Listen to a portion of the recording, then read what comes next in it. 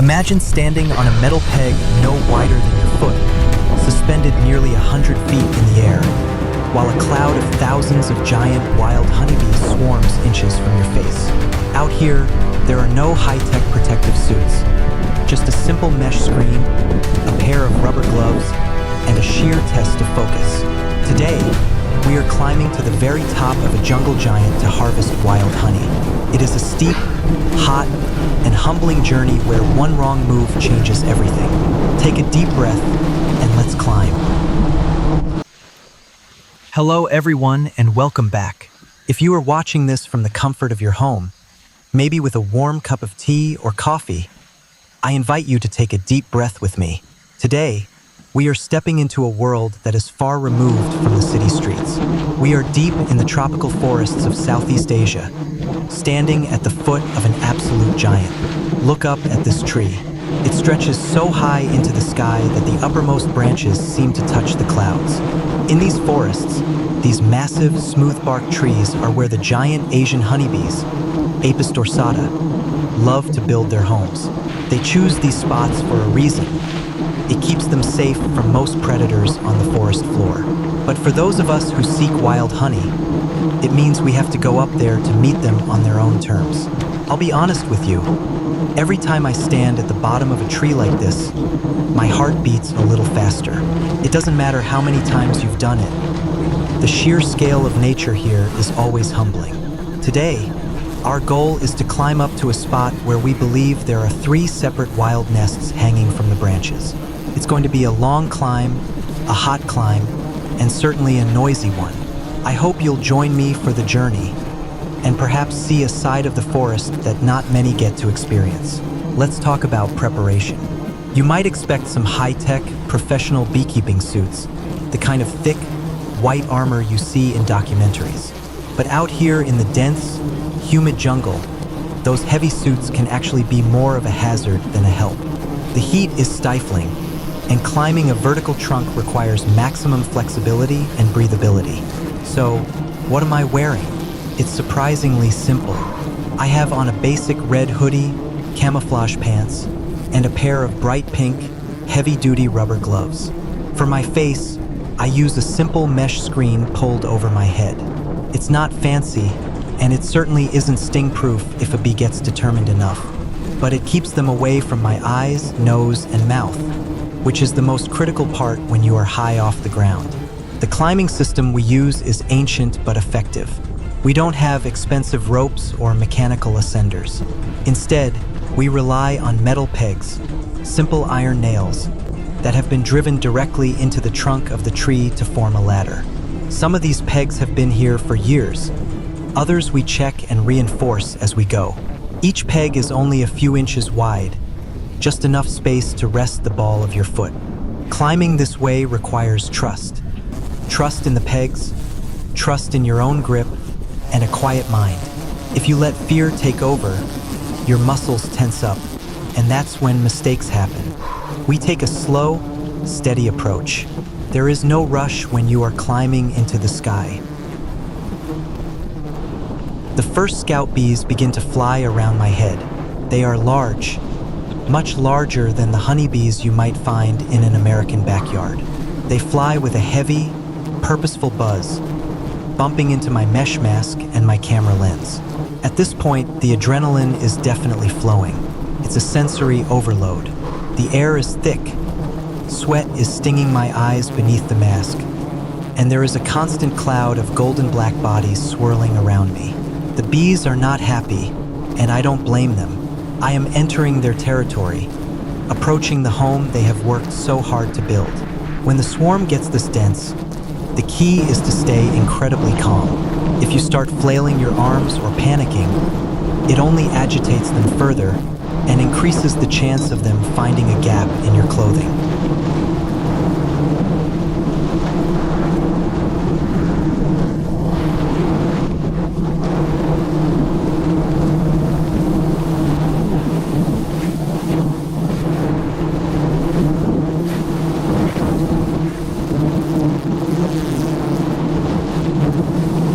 Finally look directly at the nests, and let me tell you, The sight is breathtaking. Hanging from the underside of a thick, horizontal branch is the primary nest. It's an enormous, crescent-shaped structure, completely covered by a living, pulsing blanket of bees. They cling to each other in layers to protect the comb underneath. This curtain of bees is their primary defense mechanism, and it is a marvel of natural architecture. From this height, the view of the surrounding jungle is spectacular. It's an endless sea of green canopy stretching out to the horizon, but I can't look at the view for too long. My focus has to remain entirely on the task at hand.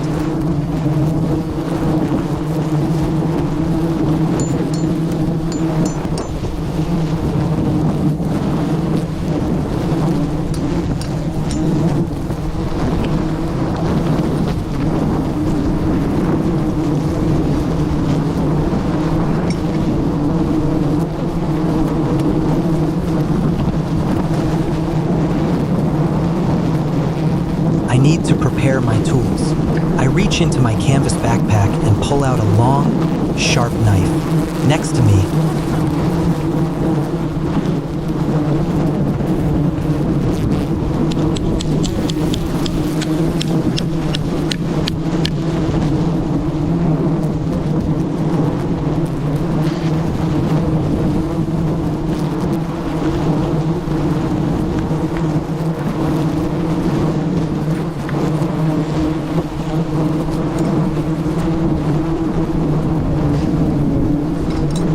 I gently sweep away the dense layers of bees from the top section of the comb. As the bees clear, I position myself carefully, making sure my footing on the branch is absolutely secure. They reveal the beautiful golden wax underneath. This top section is the honey dome, the part of the nest where the pure, concentrated honey is stored.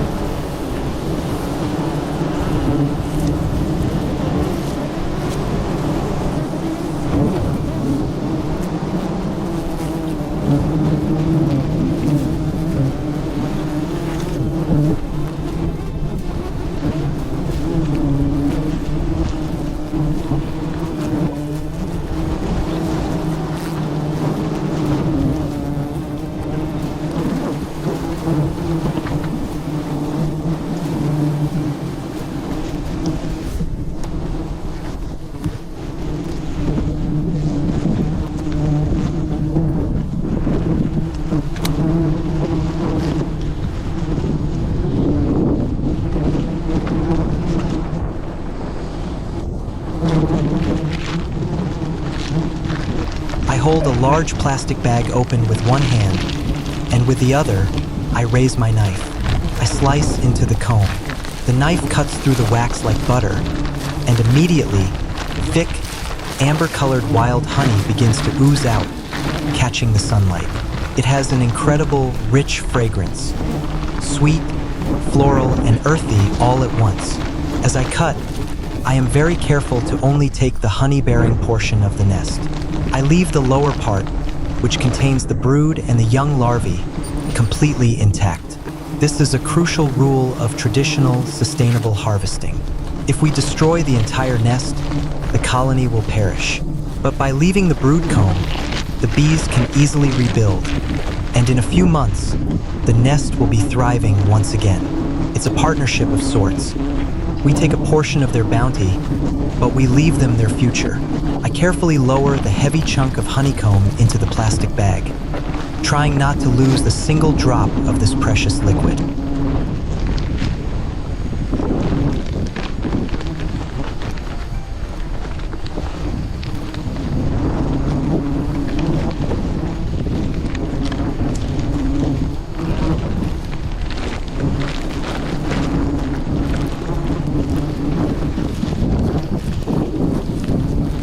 With the first major chunk of honeycomb harvested, I need to secure it. Working with wild honey at this height is a messy and physically demanding task. The honey is incredibly sticky, and it seems to get on everything. My gloves, my sleeves, the camera, and the tree bark. The weight of the honey bag is substantial, probably weighing 15 to 20 pounds. I have to carefully transfer this heavy bag into my canvas backpack while keeping my balance on a branch that is only a few inches wide. All the while, the bees are still swarming thick around me. A few have managed to crawl inside my sleeves, and I feel a sharp pinch on my arm. A sting. It hurts, but you have to accept it as part of the job. You can't react suddenly. You just have to take a breath and keep working. I check on the other 2 nests on the nearby branches. They are smaller, but they also contain some beautiful honey. I repeat the process, working as quickly and gently as possible.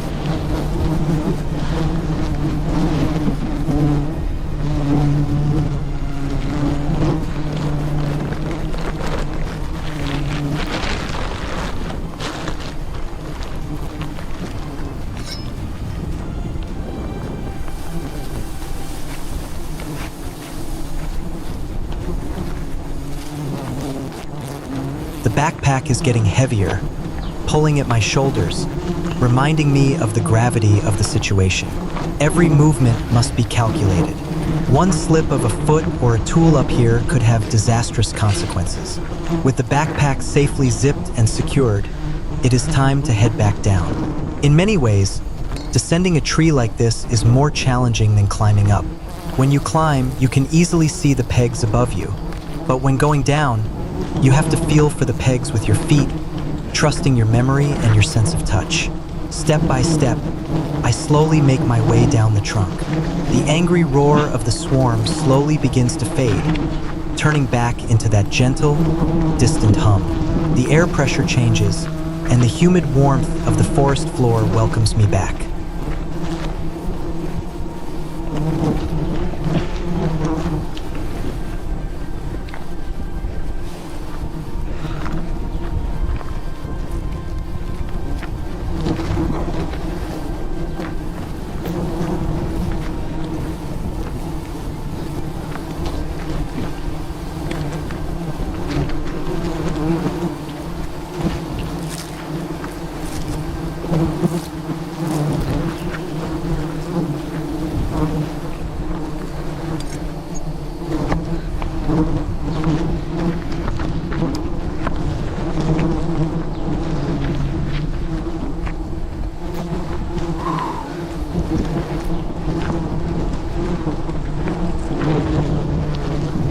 Finally, my feet touch the solid earth. I take off my mesh mask and let the cool forest breeze hit my face. My muscles are aching, my hands are sticky, and I have a few stings to show for the day. But looking at the heavy backpack full of wild, golden honey, a deep sense of gratitude washes over me. This honey is a gift from the forest and from the incredible bees that make it. It represents hours of hard work, not just for me today, but for the thousands of bees over many weeks. Thank you so much for climbing along with me today. I hope you enjoyed this glimpse into the wild canopy, and I'll see you on the next adventure. Bye.